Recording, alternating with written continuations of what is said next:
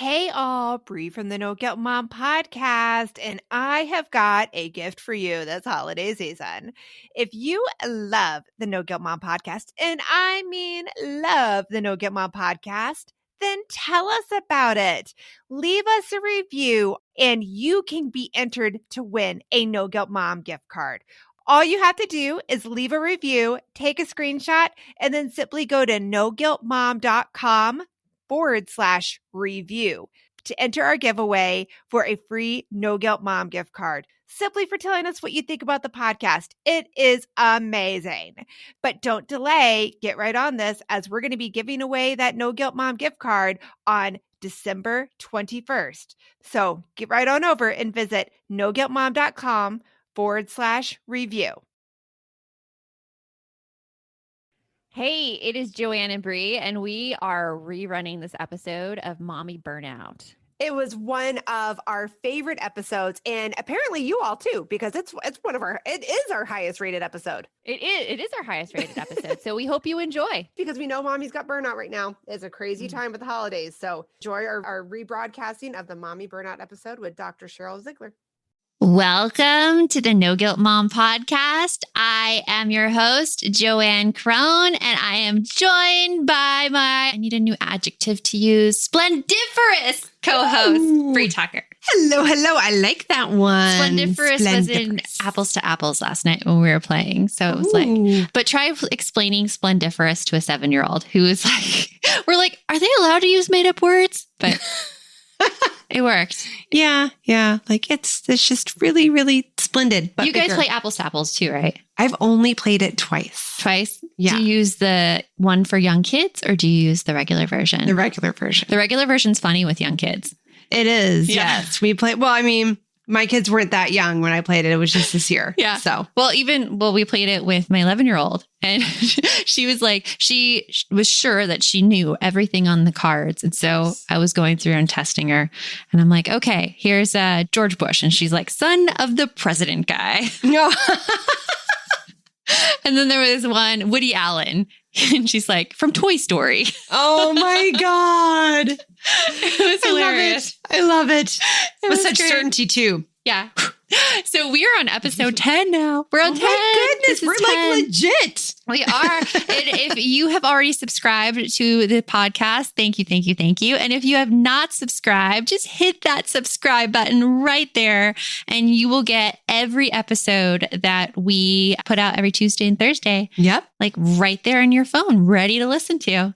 Let's read a review. Yes. Which one are we going to pick today? So I've picked one. It's from Mom to 8 and 11-year-olds. That is the username. Okay. So she says, so helpful. This podcast is fun and really helpful with raising kids in the current environment. They have to be more self-sufficient. We just can't do everything for them anymore. Take a listen. I totally agree. Yes.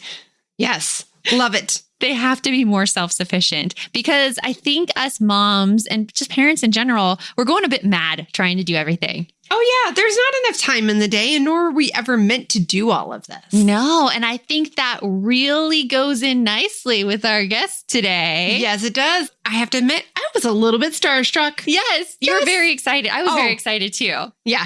And then when I say a little bit, that's like an undersell there. Like I changed clothes like 6 times and for a Zoom. For a Zoom. I was like, wait a second. Why am I making such a big deal about this? She wrote a book. Her name is Dr. Sheryl Zeigler. And if you have not heard of her, you are going to know about her now. She is affectionately known as Dr. Z by her clients. She holds a doctorate of psychology and is a registered play therapist. How we know her is she's author of the book Mommy Burnout, my gosh, we're going to get into this book so much today. And what the book is it's a series of kind of stories of moms that Dr. Z, she takes from her private practice. Of course, it's all anonymized, but it's very detailed about the types of situations that moms face and why they feel so alone. Right. And what I really loved was how the layout was of the book. Just that it was very practical, very relatable. And there'd be a lot of questions like, does this sound like you? Does this sound like you? This may be an area that you may be burned out in. And here are some ideas of things that you can do. So there were several chapters that I was sitting there in the car. I swear I looked like I was in a Sunday sermon just going, yes, 100%. Oh my gosh. And even there were a couple of chapters there that it was 100%. I almost got brought to tears by hearing a story of a mom and a child that was going through something similar that I'm going through with one of my kids. Mm-hmm. And it's that sense where sometimes you feel so alone when you're struggling with an issue. Even though I have talked to other people about it, the chapter in that book just spoke to me on such a level. Yeah. It was amazing. Seeing it all laid out and knowing that, okay, this specific scenario relates so closely to your real life. I mean, for me, it helped me feel less alone in some of the things I was feeling. Right. And you know what else I loved was her underlying tone throughout the entire book and through the podcast, as you'll see, where she's like, you know what? We don't have to accept mommy burnout. No. It's not something that we all have to be like, oh, okay. And you'll be interested to hear why she thinks mommy burnout is happening, but I'm going to leave that for the episode. So enjoy Dr. Sheryl Zeigler. And this episode is brought to you by the DOT Student Planning System. Now, DOT stands for Daily Organized Thinker. And I think of DOT kind of like a robot because planners are boring, especially for kids. True. And when you think planning as a kid, you're like, why do I have to plan? That'll just take like 10 or 15 extra minutes. I don't have that. I could just start it. I can keep it all up in my head. It's good. Yeah. It's good. So what DOT does is it takes kids through the process of being very intentional with their time when it comes to schoolwork. So like those big science projects that kids leave to the last minute, DOT will help them think through the entire project, what they need to do and how they need to plan to make it happen. So they're not sitting at the kitchen table the night before it's due crying. Right. And it even has a section for big projects. So like you were just talking about, that works great for those big projects at school, like the science project. I always pick on that one because that's always a huge one in our house. Yeah. But I mean, even if you had another project for something that wasn't science, like let's say maybe your child does something competitive and they're practicing for a big competition and they have certain tasks that they have to do to get ready for it. They could even use a DOT planner for that. My middle school woe story was a book of poems I had to do for my English class. Ooh, and it was 10 different poems, like the acrostic, the haiku, like just the cinquain. Now I'm like having like poem PTSD because it's all coming back to me. But you're like, I have to calm down. I have to calm down. All these poems I have to write, all these poems. But projects like that, where if you leave it to the last minute, you can't possibly put in your best effort. It helps plan it out and make sure that, hey, I have enough time to do this. I can do this calmly and it'll get done. Right. We have enough things on our plate. We have enough anxiety in the world. Why add time management to it? Exactly. So check out the DOT Student Planning System for your middle schooler. We have a link in the show notes where you can find out more. You want mom life to be easier. That's our goal too. Our mission is to raise more self-sufficient and independent kids, and we're going to have fun doing it. We're going to help you delegate and step back. Each episode will tackle strategies for positive discipline, making our kids more responsible and making our lives better in the process. Welcome to the No Guilt Mom Podcast.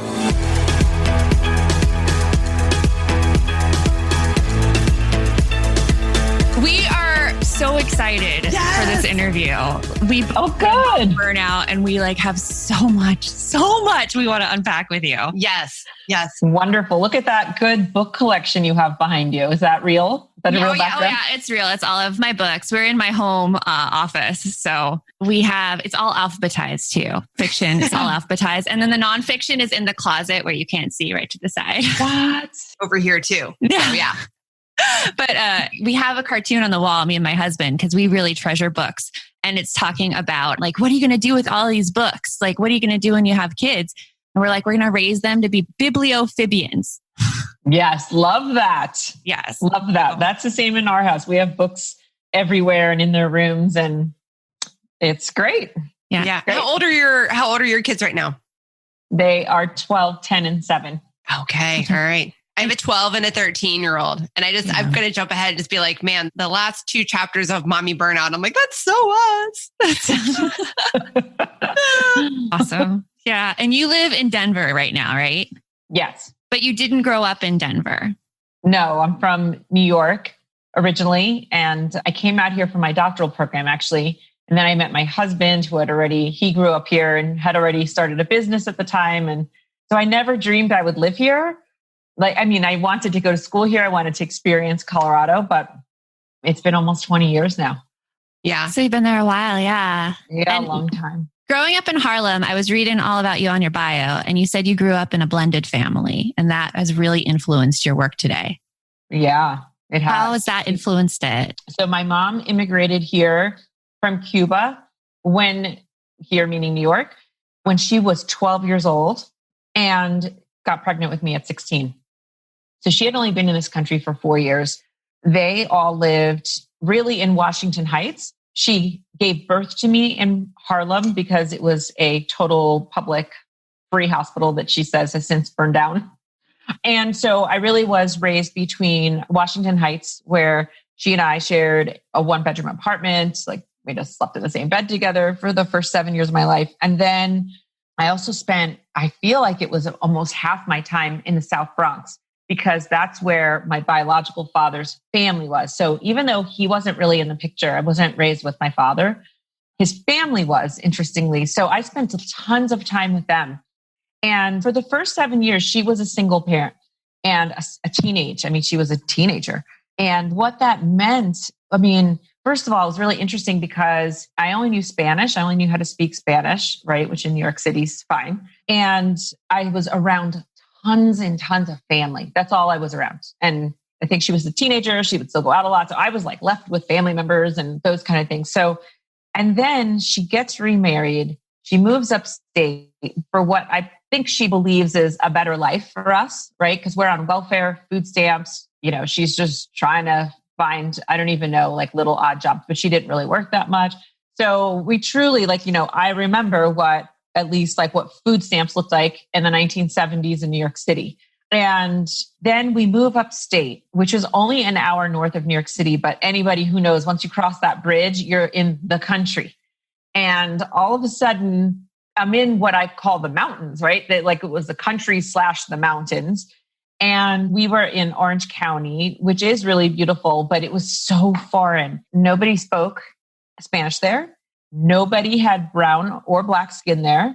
It was such a huge transition. And then she marries a New York City police officer whose wife had walked out on him and left him with their 4 kids. So he was a single dad. She was a single mom. And all of a sudden I became the youngest of 5 kids who were Irish Catholic, who looked nothing like me, did not eat the food that I ate, did not even speak the same language I spoke. Obviously, if you really understand that rich background that I have, there's just nothing I can't relate to. I have been poor. I've been the only child. I've been the youngest child. Then in a second iteration of life, my mom gets married again. So they get divorced. She gets married again. So when she got married and there was the 4 kids, they had a child. So now I have a half brother when I'm 12 years old. She gives birth at 30 to a half brother. Then I become the oldest because all of the other ones were out of the house. And then she gets a divorce a year later. So now I'm the oldest. Now I'm the big sister. So I've literally felt like an only child, the youngest child, the big, the oldest. And so I really understand racism firsthand. I understand, oh man, I had the best experience. I also understand what it means to believe in somebody. So it did start with an aunt who was also my godmother, who also had passed away when I was 13. That was a huge loss for me, but she always really believed in me. And she just told me you're going to do great things. Don't you ever worry. You're going to do great things. And she's the only person who ever told me that ever. So that was amazing. That just makes me feel so good to hear you say that. Just to have someone in your life like that. It's one person. All you need is one person. And that one person, it's not flippant, oh, sure, you're going to do great. She would look me in the eye and say, you have nothing to worry about. You are going to do great things and you're going to be a great human being. Don't worry. And for a kid who's impoverished as a teen mom, is on welfare and food stamps, and then gets transported to a whole nother world in which I was a total minority, was a huge thing for me to carry with me. It would literally be a mantra in my head, but my aunt says that I'm going to do great things, but she says I'm going to do great, so it was really great. And then the other piece that's really beautiful about this and does to me tie into like my why is when I look back now, not then at the time, but we lived in a very middle class, very working class kind of family. So my upbringing, and there were certain families who just totally took me in. I ate dinner at their house. They treated me kind of like another daughter. And it was so amazing. One day, my very best friend growing up, we lost track, but we got back together. I don't even know. I think it was like 10 or 12 years ago. And we had lunch. And I said to her, I was really emotional. And I said, your parents were everything for me. The way they treated your mother looked at me one night when she was putting us both to bed and I said to her, I don't know how it came up, but I said to her, I don't like my skin color. And she said, oh, you have the most beautiful skin color. Just wait and see. One day, everybody will be envious of that beautiful olive tone. And again, no one had ever said that to me. So I got to tell her that. And so she got to go back and tell her mom, and so that I could pass on that appreciation, that to believe in somebody, to have a sense of community, it really was a life changer for me. Hey, Aubrey here, and I wanted to share one of my favorite gifts to give during the holiday season, a Storyworth book. It is the most amazing gift ever. Storyworth is an online service that lets you create a special and unique gift of someone's story. I've given Storyworth books to both of my parents, and it has been their favorite gift, hands down. And did I mention it is so easy? Storyworth emailed my parents questions every week that I handpicked from their massive list of questions that they have. All my parents had to do was open their email and answer them. That easy. I asked my dad questions like, did you have any rules that you set for yourself as a parent, which you immediately broke? And he did. I even asked both of my parents, are you more like your mom or your dad? And they shared a lot of really amazing qualities that I didn't know about my grandparents at the time. Then at the end of the year, Storyworth compiles all of their answers, puts them into this gorgeous book that covers everything. My parents love showing us their books, and I personally love getting a chance to read them. With Storyworth, I am giving those I love a thoughtful and personal gift from the heart that preserves their memories and stories for years to come. Go to storyworth.com/NGM and save $10 on your first purchase. That's storyworth.com/NGM to save $10 on your first purchase.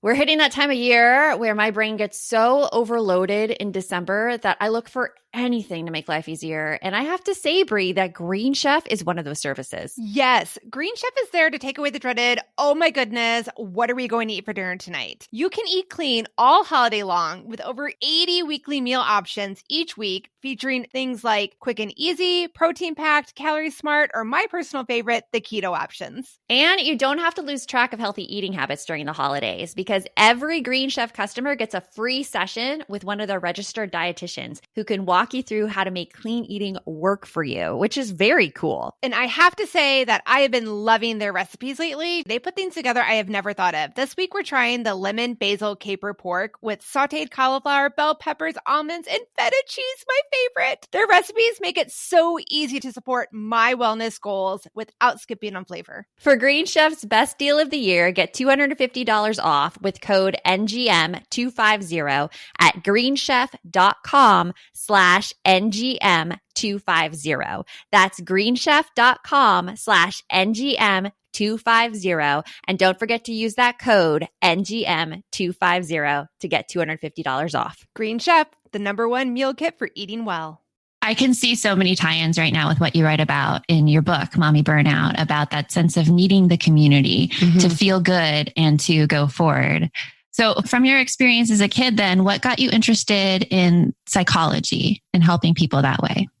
Yeah, I said from when I was about 12 or 13, I want to be a psychologist, which is super unusual. And I completely did it. And I went to my high school guidance counselor and was like, okay, I want to be a psychologist. So what do you need to do? And again, at the time, they were like, well, you're going to need to go to school for like 10 years. I was like, okay. It was just very matter of fact for me. Like, you tell me what to do and I'm just going to do it. And I think that stemmed from feeling just, simple, like as a teenager that people talked to me and that they told me their problems. And I don't think I probably had much judgment, right? Who am I to judge? I was probably easy to talk to. I probably was trustworthy. And I enjoyed it. I really enjoyed. And I also I was just a kind of a deep kid and introspective. I like to write poems. I loved to write. So I'm still very close with a lot of my high school friends. And some of them still have I would write and write and write long, mushy cards or long letters. So I like to listen to people. I liked to write. So I was that person who you wanted to talk, I'm all in and I would listen. And so that it stemmed from there. And I have 3 psychology degrees, an undergrad, a master's, and a doctorate. I just love it. I love understanding human behavior. I love understanding family dynamics. I love understanding systems and how they work. So it's really cool because even though I've been practicing over 20 years, there's never a dull moment. It's not oh yeah, I got this. Every day is a new challenge and I learn and we learn in our field every day. We learn so much about, I've been really interested lately about loneliness. Which is very pertinent right now during COVID. Very much. I never would have known. So before, when I wrote Mommy Burnout, and then, there's a stage where you write the book, you submit it to your editor, and then it's quiet actually for a while. And so that was the moment where my agent came in and was like, okay, now it's time for you to do a TED Talk. I was like, no, I don't want to do a TED Talk, but I did it. Yeah, I watched your TED Talk. It's phenomenal. It's phenomenal. Oh, thank you so much. So, it was she just basically said to me, what's one important message, right? You have 8 minutes to talk. What's one important message from the book you'd want to share? And so when I really thought about it, it all continued to come back to connection. It just came back to it. No matter what, in the research, in the literature, and there's pretty awesome books written in the 1950s and 60s that you can reference back to, just feminism and mothers. And it's to me, I love history and it's so interesting. And it all came back to loneliness and connection. So that's why I did Why Moms Are Miserable. And we see it so much. And I was fascinated that it appears again and again through history, how you mentioned Betty Friedan in The Feminine Mystique about this problem that can't be named. Isn't that amazing? It's amazing. It's been I was just having fun with my mom last night, and my mom, I've always tried to push her to get friends. She was the mom who stayed at home and devoted her whole life to us kids and still does not really have any friends outside of our immediate family. And she told me, she was saying that all she did that day was watch my nephew and then cook my dad dinner. And I'm like, Mom, what else did you do? And she's like, we're from a different generation, Joanne. And I'm like, no, it's been don't the accept, same. Yeah, it's the don't same. accept that. Don't accept that dialogue, Mom. Yeah. So let's get a little bit more into this loneliness. And what I see is you're describing it as the chronic stress that moms are feeling. Yes. So what's helpful is to understand the true origin of this book, which is I have a private practice and it's called the Child and Family Therapy Center. So usually on session number 1, it's usually a mom who would come in with their child. And so I would meet with them and talk to them. And I just kept hearing this familiar theme of what these women were saying to me. They would look at me and they'd be like, is this it? Literally, I found my husband. I finally got married.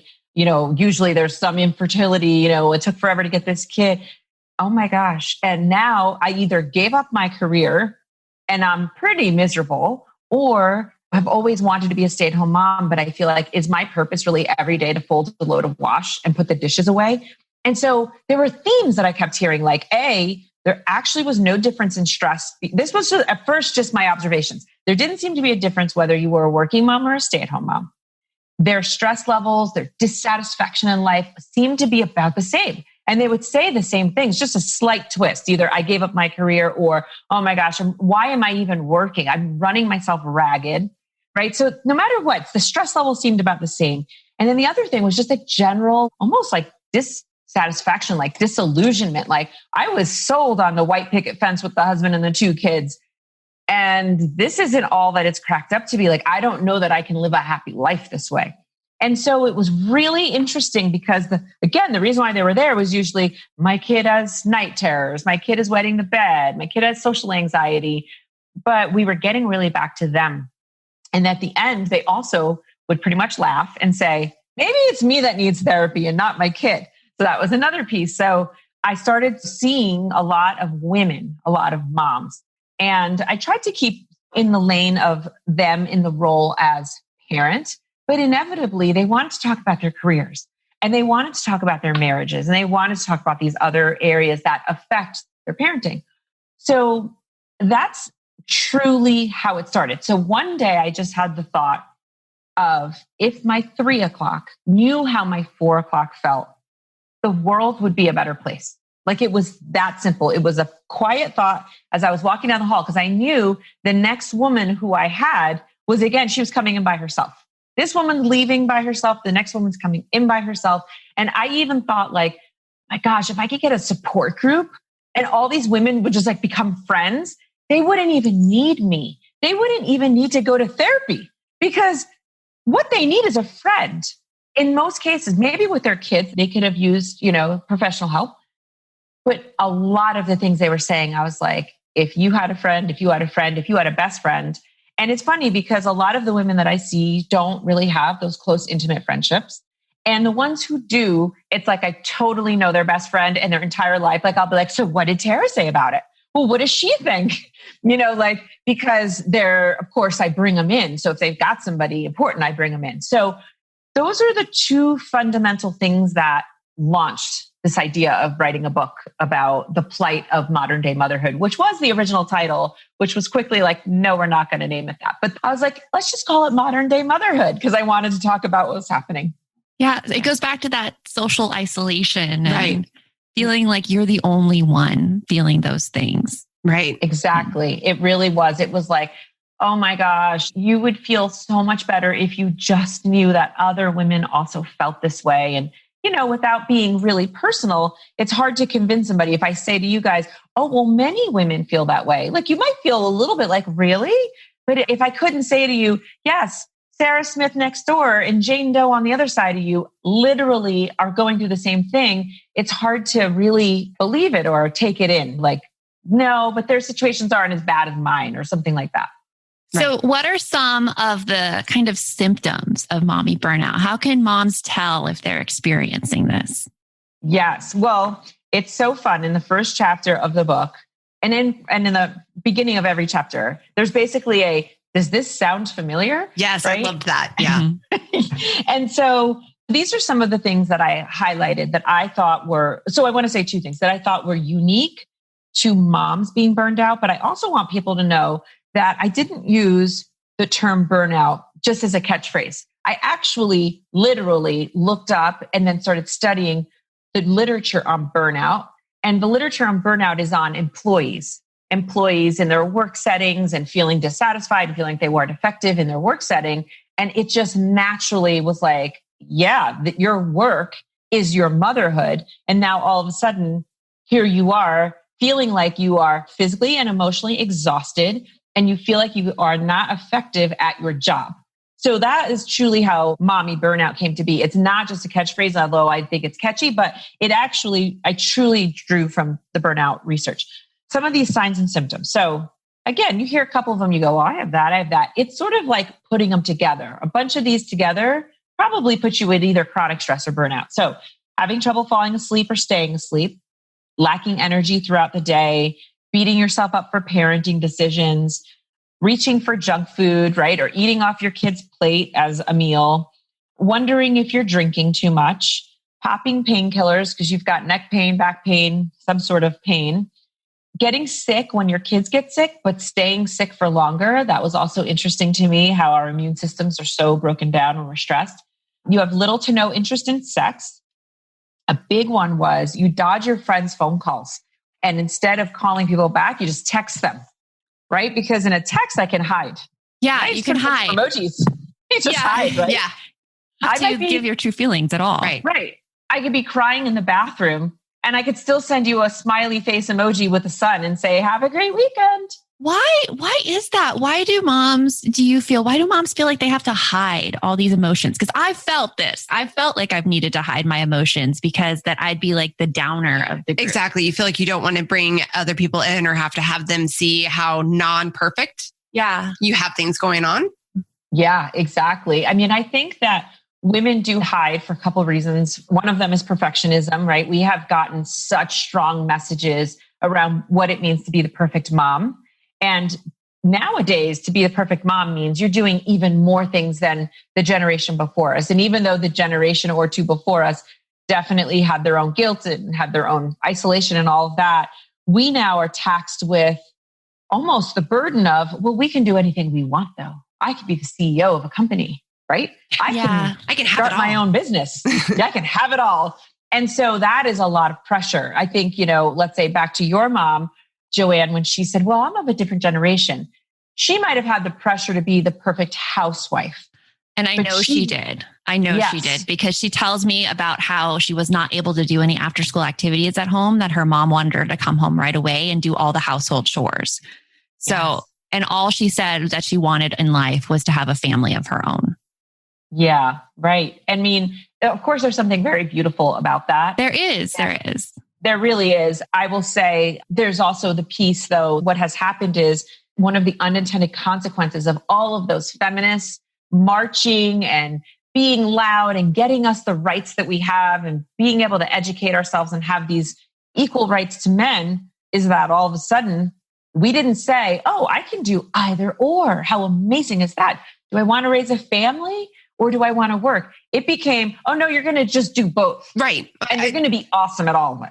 Yeah. And that's also an interesting factor too, because I mean, I'm just going to go ahead and throw this out there. I feel like in society as women, if we choose to still work and have kids, we're expected to do both, just do both. And I know like when I was married, my ex-husband wasn't expected to do that. Part of that was my own expectation, right? But also society-wise, they're not expected to be as involved in their family and have a career as much as women are. It's like how dads are applauded for being good dads, but moms are criticized for everything they do.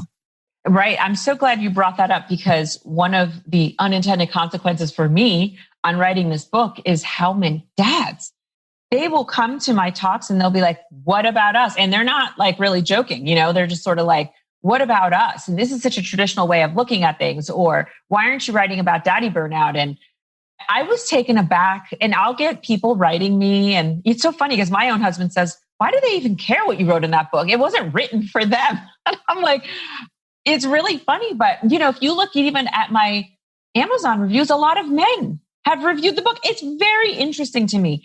So here's what I think about my thoughts on that. I've, had to formulate them over the last 2 years because they're so loud really about it. So what I would say is that, first of all, my experience of men is different. And the literature shows that men process stress differently. And so where we're at, I think, in 2020 right now is men are not necessarily expected to do it all, like be ultra super dad and a great provider, but they are certainly applauded for it. They're getting encouraged to do it, and they are more involved. They look at their dads and they say, I am so much more involved in my kids than my dad was with me. Even if they're like, I loved my dad, but he worked, he came home at 5 o'clock, sat in a lazy boy, and like, we all just catered to him. And so they feel really, I think, proud of that. They feel really progressive around it. But you're right. I still think it's optional. Yes. And it's still applauded. We're not applauded. We're moving in the right direction, but we're just not. Well, it's like with my husband, he's wonderful. And he always brings up the fact, like, he doesn't like being applauded for being a good dad, because he's like, I'm their dad. Like, that's what I do. Right. When, oh, it's so great that you watch the kids so that Joanne can go do something. And he's like, they're my kids. And it's the same though with like my female friends. Like some of my female friends are like, man, Joanne, you're so lucky to have a husband that has an interest in the kids and watches the kids. And part of me is like, but I also need to ask for my own time, and I'm an equal part in this relationship. It's not a luck thing so much as I feel like when women say that, I feel like they're giving up some of their own control. Yes. For that. We need to speak up. Yeah. And as I hear you say that, I think, wouldn't that be a great advice to give to women in their early 20s when they're looking for their life partner? Yes. That this is what you need to look for. Definitely. And this is what you need to start. You need to start with open communication. Because if you don't start with it and then suddenly you expect it later on. Yeah. But even society too, it makes it hard because even my husband, as wonderful as he is, he doesn't see all of the things I have to do. And it was actually through reading your book when I reached out to you that I told my husband, listen, I need an hour when you come home from work.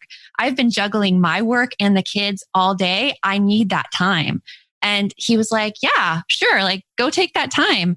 And just having a second to myself to go watch Bravo and $1 Million Listing really made all the difference.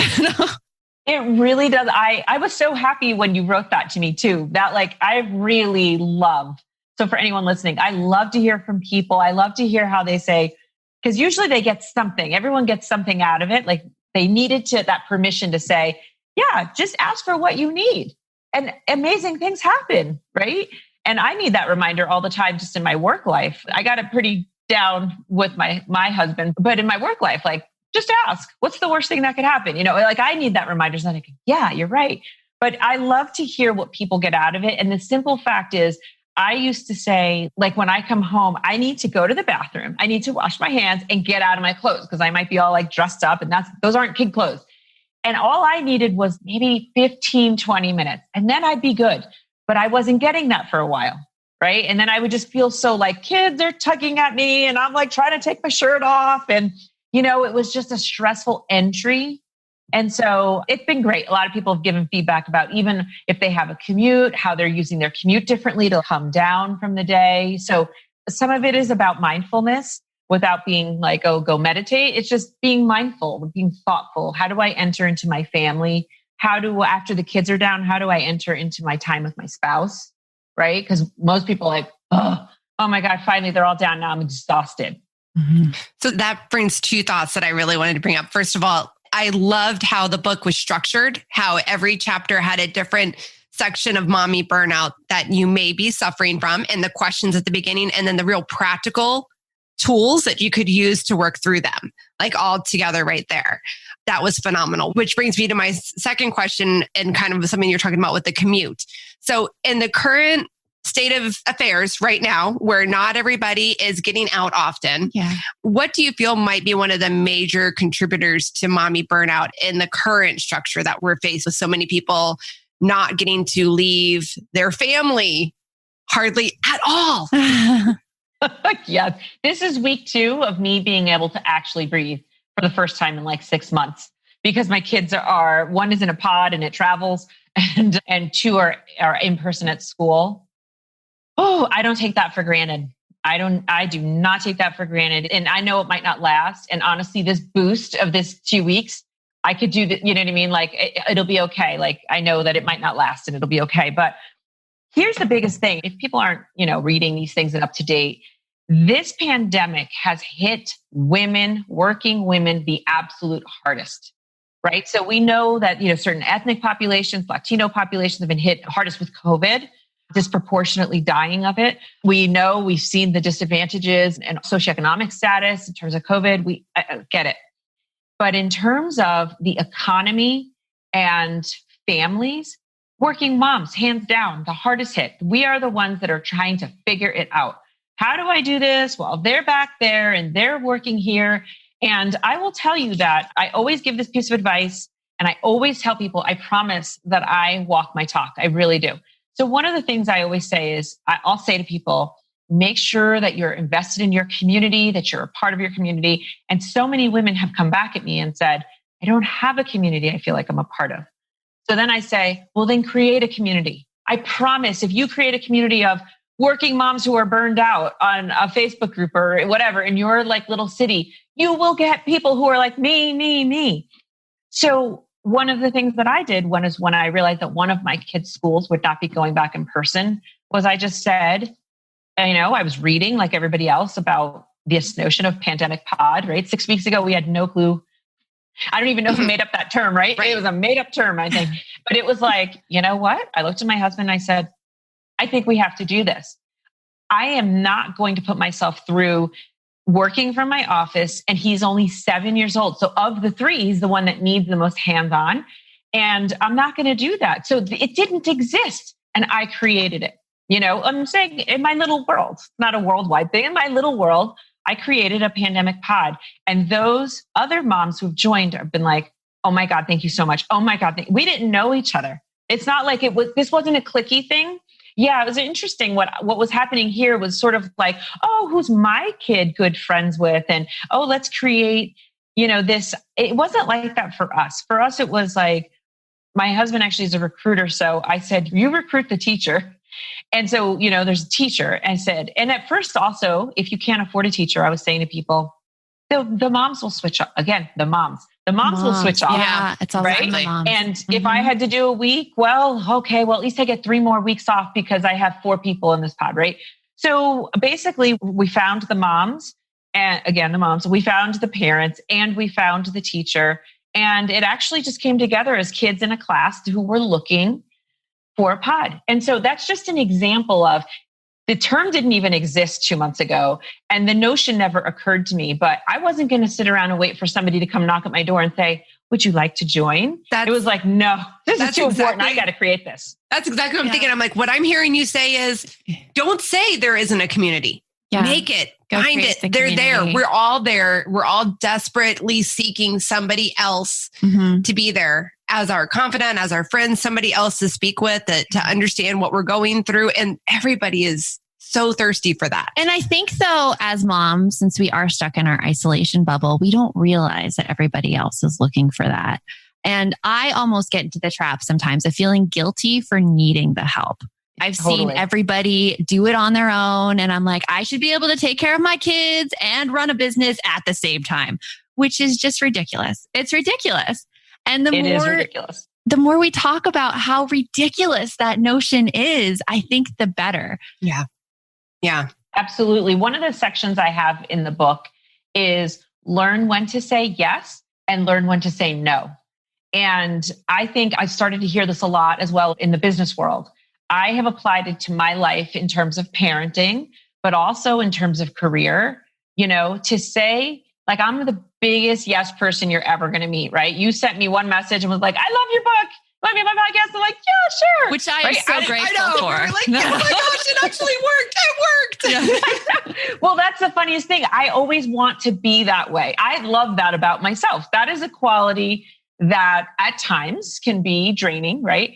But that's a small percentage. For the most part, it's one of the things I actually like about myself, which is I am a yes person. I'm that girlfriend that you're like, I need to drive to California this weekend and I need to, driving buddy. And I'm like, great. Where are we going? Like, let's pack it up. Like, I like that. And I like it about myself. But, again, there can be some pitfalls with that, right? At times I can say yes too much. And it's like a new notion for me. And the pandemic has definitely tipped the scale for me on, okay, you actually really cannot say yes to everything. You have to maybe even start off with eliminating 5% of what. And here's one of the ways that it can be helpful, which is last week, I have a little team that helps me. And I said to them on a Zoom call, okay, you guys, hold me accountable. If I say yes one more time to an online parenting summit, tell me you're not going to help me. And so they were like, okay, we're going to hold you to that. I was like, I need you to hold me to that. And so that's one of the ways you can also be accountable, put it out there to the world. Like, I can tell my spouse or whatever, like if I say yes one more time to like being on a board at school or something like just tell me I won't support you then. So you're going to be on your own, whatever it is. And like, that'll make me be like, oh yeah. Okay, you're right. Because in order for me to work extra or be on an extra board, if there's a systemic effect, it does mean that I have to say to my spouse, who's really quite the equal partner, but okay, actually, I'm not going to be home Thursday night when you normally have me home. So you have dinner on your own. You know what I mean? And so it does have an impact. So I have to be thoughtful about where I work and play outside of my typical lane, because it does have an effect. It has an effect on the kids. It can have an effect on my carpool. It can have an effect on my spouse. So learning how to say yes and no, so important.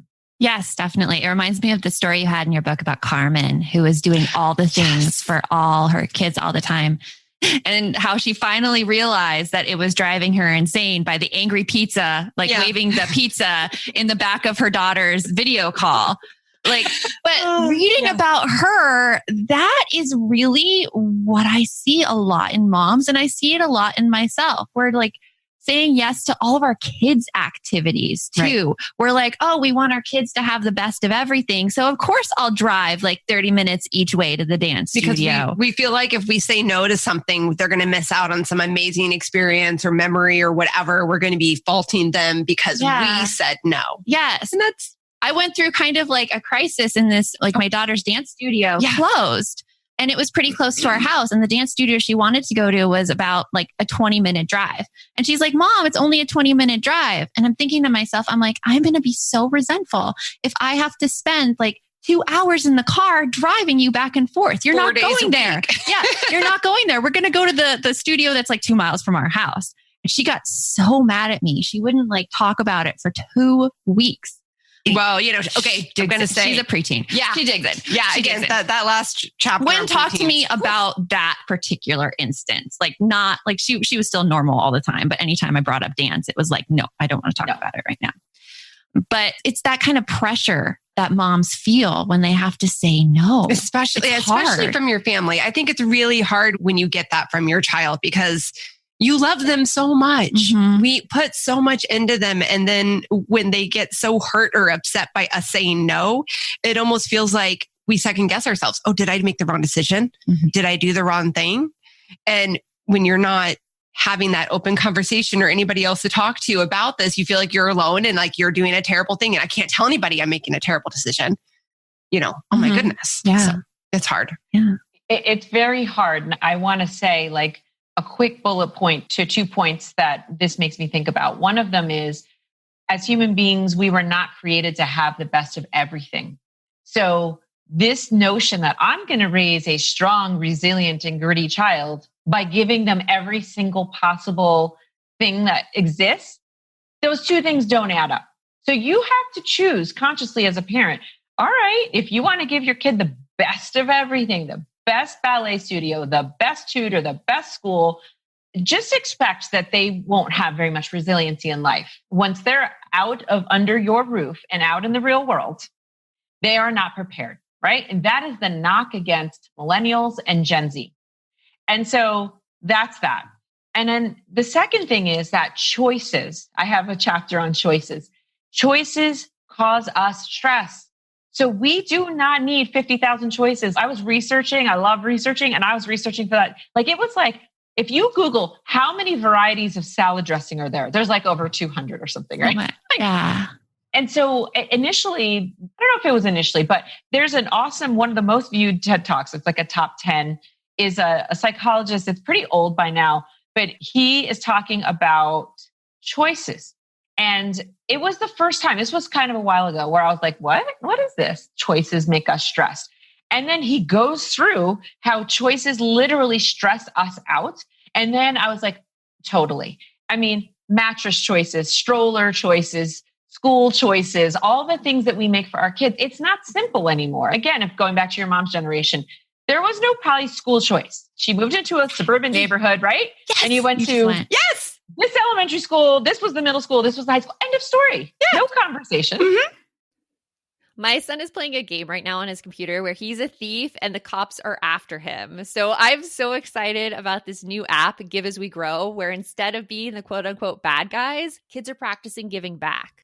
That is so cool, Joanne. I really wish that there was something like this when my kids were younger that got them excited about giving back to others and helped them build a better understanding of what it really means to volunteer. Give As We Grow is the first of its kind free educational mobile app for children ages 8 to 11 that teaches kids via fun, service-focused mini-game quests to tap into their unique talents and interests to help others. And did you know that studies show that there is a biological connection between generosity and happiness, and that volunteering improves people's physical and mental health?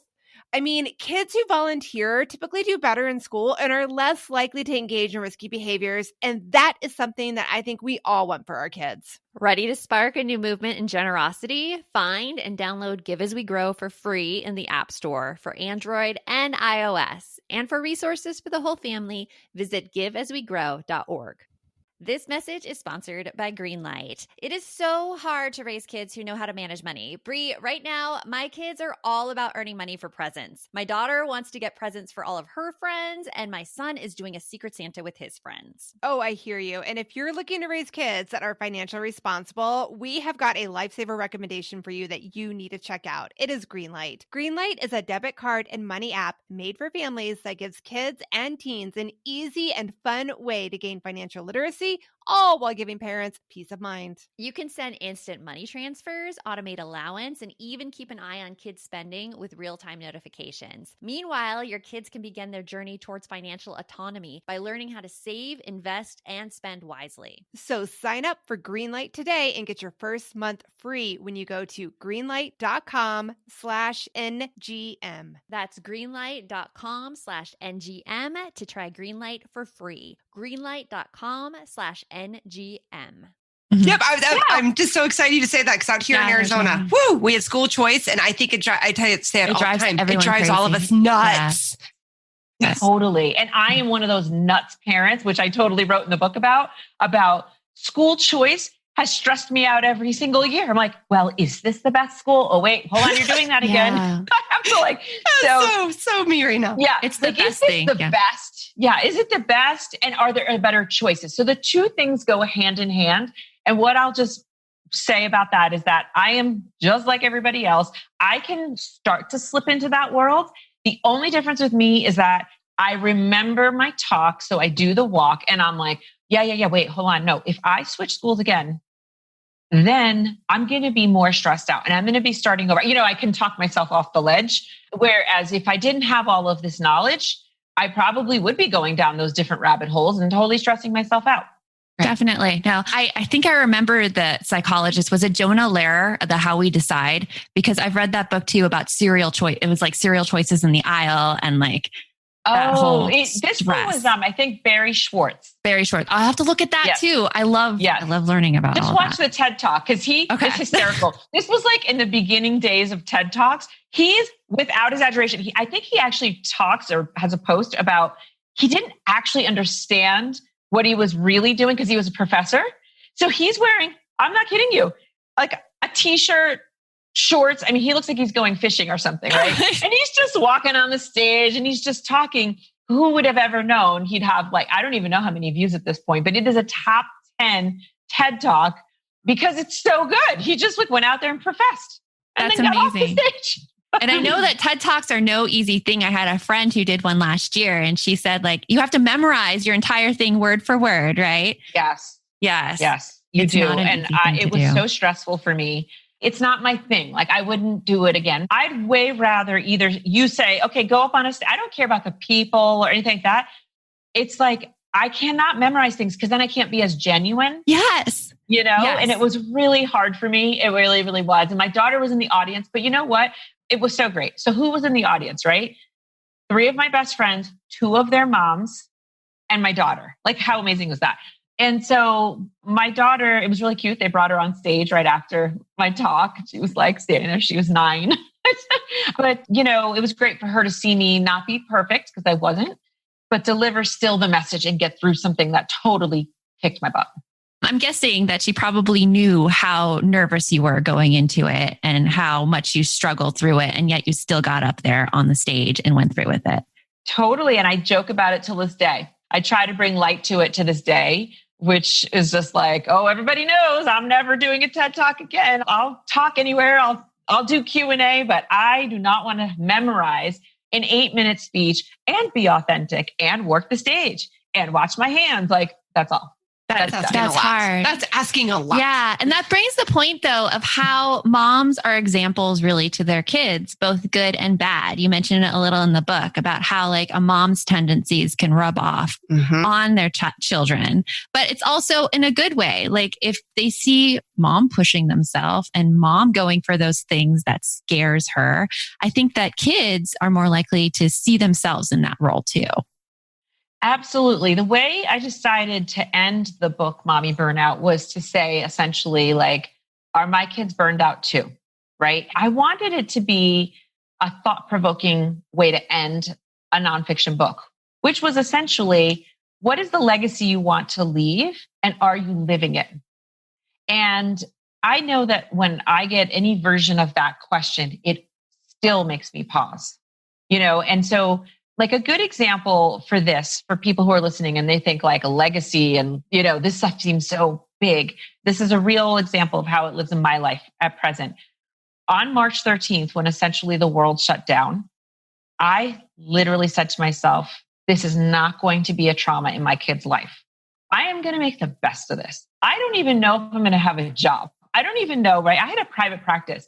And yes, I had done telehealth, but never to the scale at which now most mental health clinicians do, right? I didn't know. I didn't know if Monday morning I'd get 15 cancellations. I didn't know. Nobody knew. My husband, he recruits for jobs. He did go from 100 to 0. I mean, he was at 0 for like, I don't even know, 6 weeks or something, like no job. So I was like, okay, what's going to happen, right? So, but I was determined that the legacy of this pandemic, which I didn't know, was this going to be a month? Was it, nobody knew, right? I just knew for some reason I was very bound and determined to be positive, to make it fun. We were just like everybody else, baked away. I made the best dinners every night. I mean, the kids every night were like, this is like the best thing that's ever happened to us. And I just was like, we're all safe right now. It was so great. I put it on my Instagram, actually. I went Target shopping. It might have been the morning of March 13th. It's, I don't know, the timestamp, but I had a receipt so long because I bought so much stuff that the Target person held on to one end and I held on to another and I took a picture of it. The receipt was like 6 feet long. It was insane. And I just was like, I felt like we were going to war or something. And I was like, I am the general of my family. And I knew that I set the tone. Like, I didn't know what my husband's mood temperament was going to be like, his stress level, right? I mean, he does carry the family financially in that way. So I was like, I don't know, but I feel like I'm the leader. And so essentially we were stocked. We did not hoard because by then you couldn't even hoard, but I didn't hoard. Everything's right. Like, yeah. Right. We stocked up on, and so this is just a good example of when, so my kids have been asked a lot since they're going back to school and they went to the dentist, stuff like that. Oh, how has it been for you? All of them will tell you that it's been great. Everything's been great. We've been eating great. We kept a small group of people who we felt comfortable with in the neighborhood. So they got to interact with their friends, but that was intentional. It was like, okay, who's traveling? Who's not? Who's taking this seriously? Okay, those are the families we're going to socialize with. And so I will tell you that every aspect of how it's gone down has been well thought out. It hasn't always been pretty. Of course, there's been low days. It's not all been, fantasy island. But what I'm saying is I knew this was a historical moment. And I wanted the legacy of the moment to be, my mom knocked it out of the park. We felt awesome. We were great. That's what I wanted. And that's what I created. That's amazing that you were able to create that for your kids. I have to say, I had a very different experience where I was like, I don't know what I'm going to do now. And it was more of a day by day thing for me. But still, every day you woke up with that thought process of what do I want to do with this? What do I want to do? I knew like there was a routine. My daughter and I started working out to bar workouts online just had those little like touch points during the day. But it was a scary thing as a parent to me personally. And I wish I could have been more intentional. And I think going through this experience, not only did it teach my kids resiliency, but it also taught me a lot more resiliency as well, with not being able to plan for things. Right. Well. Oh yeah. That's been the hardest part. I just trying to pivot. That's my word of 2020. Pivot. Okay. Pivot. Mine is plan B. Plan B. Right? Yeah. Plan B. Yeah, We are just, I agree. And I think that, millions of parents felt exactly like what you just said. This is all I do though, right? So the other thing I will tell you what motivated me was I knew that I was going to keep working, and I actually gained clients. I mean, I didn't lose any clients at all. If anything, they were like every week I want to meet, And so what happened was I knew I had a huge responsibility to my professional side too. I need to keep up with my own mental health or I cannot do this job. I will be an imposter. I cannot be completely losing it at home, but then giving advice. And the other thing, a part of my job is so I treat my patients, but I also do media segments. Well, in that first month, I think I did 33 media segments. So I was the face, honestly, definitely in my state, but also nationally and in print and the New York Times and other places on what to do. What is pandemic parenting? And it was like, I better be really taking care of myself because I am not going to be a phony and, going through having anxiety or depression or not staying connected, but telling other people to do that. So that's part of literally, to me, the spin on that is that's the advantage of what I do. It forces me to really be on the forefront of mental health. You have to pick it up and walk the walk. Yeah. For moms right now who are feeling stressed and who are feeling so burnt out, what do you think is the best first step for them to take to get out of that burnout? That's a really good question. I think that one of the things probably is, this is a new thing I've been trying. This is not necessarily in the book. I mean, there's mindfulness and stuff in the book, but truly, I'd say right now, I've been practicing 5 minutes of quiet. That's what I call it. Just 5 minutes of quiet. It's not necessarily the mentality of a true meditation where I'm trying to clear my mind. I don't know if there's a name for this. I'm just calling it 5 minutes of quiet, but I'm actually wanting to see what pops up. So like when we get off, I could turn off the lights, turn off my screen. I just sit right here in my office. I just close my eyes for 5 minutes. I set a timer and I just see what pops up. Sometimes I keep a pad next to me. And if it's like truly something I have to get, like go get laundry detergent, I'll just write it down. Right? I'm not trying to quiet my mind. I'm trying to create quiet so I can even see what the hell am I even thinking? Like what is on my mind? Very good point. If I'm chugging along throughout the day, which is part of how I function, there isn't any quiet in the car, right? I have either CNN or I have music on, right? Which I love singing along to music. But in the context of being in a chronic stress moment in our lives that doesn't have an end in sight, I need to create quiet moments. And by doing it, I've just been doing it for 2 or 3 weeks. And by doing it, I have felt so much, I don't know if you guys feel this way, but I actually always have a constant nagging feeling like I surely forgot something. I'm sure I forgot something, or I'm running late to something, or I probably have the wrong start time. Like I'm always questioning because I'm moving so fast. I question myself a lot. Like, did I get everything that I'm supposed to, So that's a place, honestly, to start. That's easy to do, gets you in touch with your own feelings. And, see what comes out on that paper. Maybe it is like pick up toilet paper, but it's also, write a letter to somebody or make sure I call my mom this weekend or whatever it is. And there's this output and it's kind of like, nice. Like, okay, I think I'm good with myself. I knew what was on my mind. And then it's naturally cleared out as opposed to like when I meditate, it's really hard work for me to be like, don't think about that itch, quiet your mind, So that's one of the things I would say. And then the other one is, truly, my mantra is, socially distanced, emotionally connected. You just have to stay emotionally connected. I just know last weekend I invested, it's an investment. I probably invested 3 hours of my weekend talking to friends who I hadn't talked to, whether it was a week or even longer. And oh my gosh, I had so much energy. I had a pep in my step and not everything we talked about was super fun, but I just felt connected. And I know that I need that. So invest that time to FaceTime or just talk on the phone. Yeah. The power of being connected like that is amazing. Like we do happy hours with our group of friends. Brie always starts them. She's like, who needs a happy hour? And it's usually, you were telling me yesterday. Well, yeah. So we have like a group of like 8 of us that have children that we originally met, like our kids being in school together. But over the years, we've all kind of dispersed. Some of us have moved. Some of us have kids at different places. But I was telling Joanne that, like I'll keep an eye on things either on Facebook or text. And if I start to see somebody seem to get stressed, or I'll be like, hey, who wants a happy hour? And I'll just wait and see. And then normally that person will pop in. Yeah. And I'll be like, I can. And I'm like, great. When you guys want to and we just get on Zoom. And then now we play with the filters. Oh yeah. We play with all the filters on Zoom and make ourselves like our own like rock band. Rock band was the last one we did. Yeah. You guys have to teach me that. Yeah. Oh yeah. It's so much fun. And like, we'll chat. Like sometimes it gets serious for a little while. Then it gets kind of silly again. Well, tell us something good that happened this week, whatever. And we just kind of get that chance to bond like we used to. In person, but on Zoom. Or it's on Facebook Messenger. Yes. Facebook Messenger has all the filters that you could really. Oh, I was like, I need to know about this. And there's games, like you could do like a burger game. Like you start a game and then like burgers start flying at your face and you try to like Yeah. fight that. It's That's fun. lovely. It's You're so much talking fun. and all of a sudden you're like, why are things flying in my face?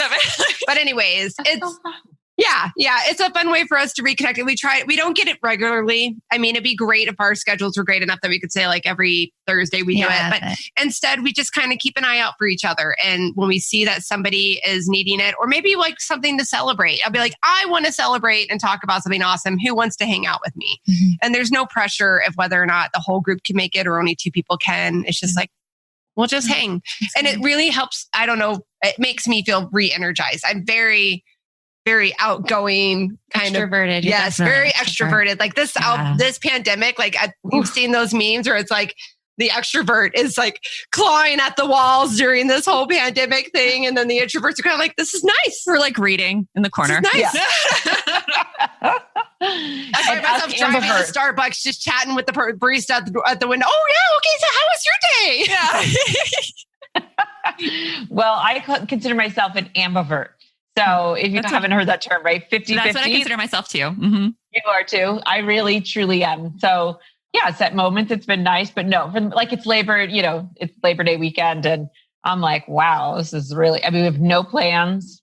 We'll go to the pool, but you can't even socialize that much at the pool. And it's like, yes, it's hard. It really is. It's hard, but I love it. I've loved our conversation. I hope this has been yes. helpful. To end it, what is one thing that you are really excited about that you're working on right now? Oh, there's so many things. I will say that I've tried to pivot this pandemic and really think about different things. So one of the things I'm excited about is there's been an in-person class that I have been teaching to mothers and daughters, and it's about puberty.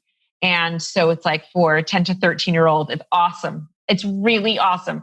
And I always taught it in person. And so it's the social, emotional, and physical changes that happen during puberty and in middle school, and how parents can support them and just understand like what the heck's going on.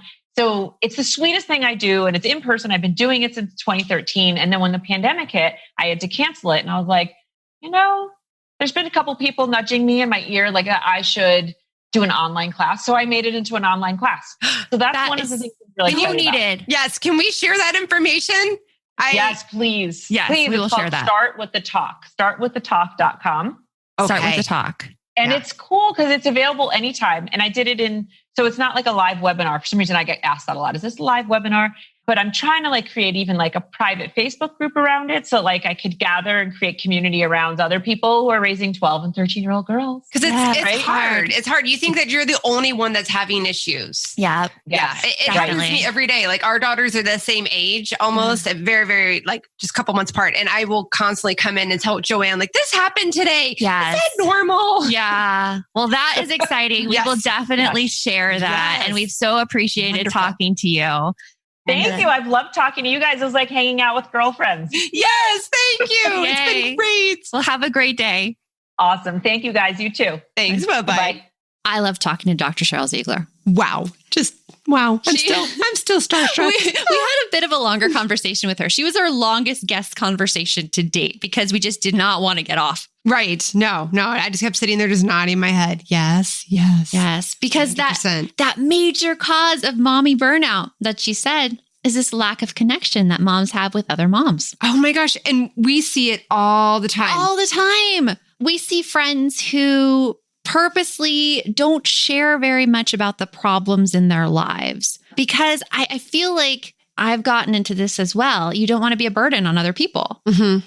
But really, that just prevents you from being connected to other people. Right. And feeling alone and burnt out. And you're the only one suffering through it. You may know that you have other people that are having similar issues, but you don't think they get what you're going through. Mm-hmm. But the golden nugget in that is that they don't have to. They just have to be there. They just have to be there. They don't have to fix. They don't have to do anything. They just have to be there, which I have to admit, before I started diving into this work of like relationships and like conflict resolution and friendships. I thought I always had to fix my friends' problems. So I would get very scared if someone came to me crying and I'd be like, I don't know what to say. Right. Yeah. Right. But then again, coming back, and I get that. I've got that fixer mindset as well. Yeah, I'm a fixer person. No, I have that fixer mindset too, that when somebody is struggling with something, I want to be able to help them. But the good news is that sometimes just being there is all it is. Or golly jeepers, sometimes it's just being able to say like, hey, I'll take your kid to school today because we live like a few blocks away. It's just those little things that we can reach out, and that connection helps us out so much because we live in a society now where we are disconnected. We don't have our families around us like we used to. Very few people are growing up in the same cities where they went to school at, and they have long-term friendships, or things change in life and you end up losing those connections. I have to say, like, I am so grateful for my group of mom friends. I am so grateful for my group of mom friends as well. I know. We have a similar group of mom friends. We do have the same group of mom friends. The same group. And like, you guys have supported me through so many things that I would have never made it through without you. And sometimes just last week, we had a fun little Zoom happy hour where we all got together and we were playing with Facebook. Oh my gosh. We should post the pictures we took of ourselves during this, because we made it. First, we formed a rock band with our that's what it was. Our cool colored hair filters. We were a punk rock band. It was the punk rock band. Yeah. Because I'm a punk rocker, so I love the punk band. So there you go. But it's specifically on Facebook Messenger. If you do a video chat, you could put on all the filters. You could play games. Yes. Yep. So somebody's talking about something and someone else turns on a game and we're all laughing. They have burgers flowing at their face. They're opening while they're trying to it's hilarious. It's nice. Like, we have that connection. We're able to completely just unplug from all of our stressors for a little while. And then also at the same time, see that we still have a lot in common, even though we hardly get to see each other due to the current state of events. Yeah. And I feel like when we're all on the phone together and talking, I can let my filter down. I don't not face filter, but my filter where I don't want to offend people, because I'm so comfortable with our group of women that I know I'm not going to offend them. By my strong viewpoints. Right. And that they get me and they understand me. And I think that's so valuable for people to have. And not everybody can say that they have that. But if you're listening right now and you don't have that, go back to Dr. Sheryl's conversation. You can create that. I mean, she specifically says, if you're burnt out, go to Facebook and create a Facebook group of burnt out moms of Chandler. They're there. They're there. They're there and they're just waiting for someone to start the connection. Okay. Funny story about that. It makes me think of the Goodman group. Yes. Right? Like I told you, there was a community that I made one day just because I wanted to tell people about a shoe sale. Yeah. Because my kid went to a running club, which is our form of cross country. And I was like, I want everybody to know there's a shoe sale. So I started a group just so I could tell a few. And I think I added 3 people.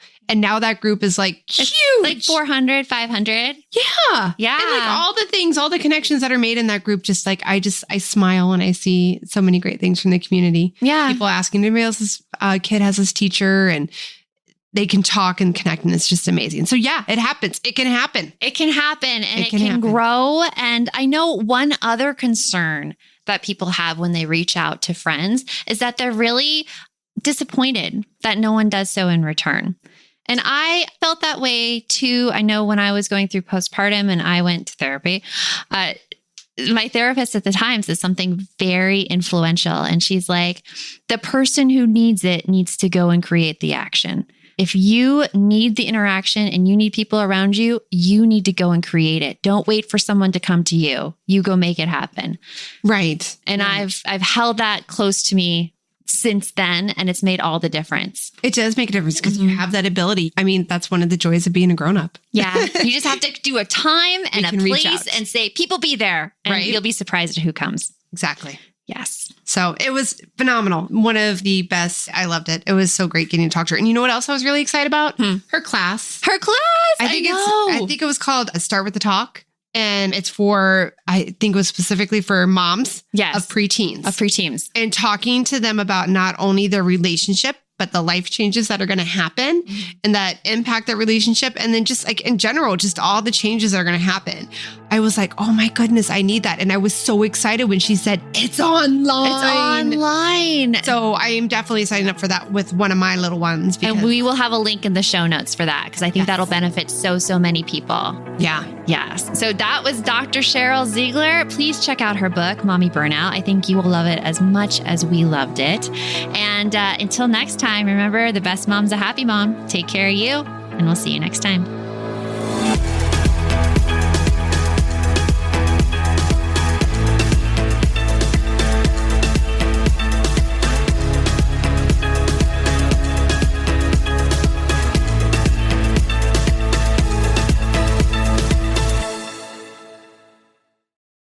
Are you looking for something to listen to with your whole family? Then check out 6 Minutes, produced and created by Gen Z Media. With over 200 twisty, cliffhanger-filled episodes, 6 Minutes tells the story of 11-year-old Holiday who is pulled from the icy waters with no memory of who she is or where she came from. 3 years ago, Brinley Pasternak helped the Anders family uncover the truth about Holiday's past. Now she'll need them to help her find the truth about hers. In 6 Minutes Out of Time, the long-awaited sequel, Cyrus Anders is found unconscious near the mysterious Elixir Academy in Florida, and Brinley learns the school may have a shocking connection to her missing mother. Dive in now and get the most downloaded family audio adventure in history. Follow 6 Minutes wherever you get your podcasts. You can listen early and ad-free with the GZM family subscription.